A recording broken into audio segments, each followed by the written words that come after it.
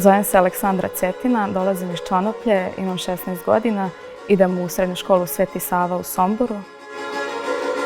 U slobodno vreme volim da se bavim plesom, osim toga volontiranje. Jako volim da volontiram, tu pomažem deci da uče, mala deca, većinom od 1. do 8. razreda.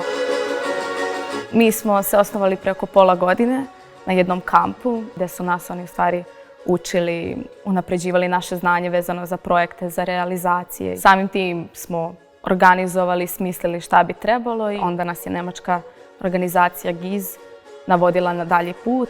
Glavni cilj nam je bilo oslikavanje murala Dijane Budisavljević i njene dece. U organizaciji smo Nikolina, Tamara, druga Nikolina, Stefana i ja. Nemamo ni jednog dečaka, barem u ovoj grupi.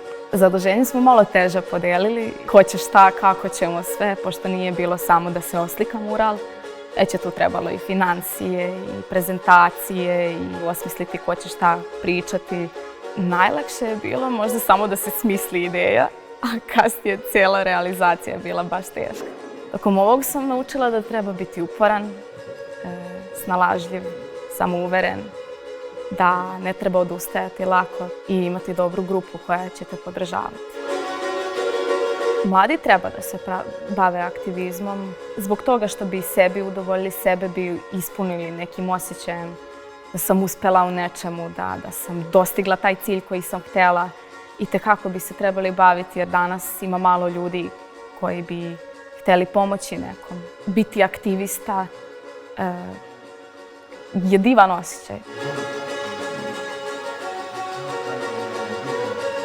Trebalo bi da bude okupljanje gdje će doći i umetnik i Mira iz KUD-a. Prvo će ona krenuti sa govorom, gdje će ona predstaviti ovaj projekat, gdje će predstaviti malo nas.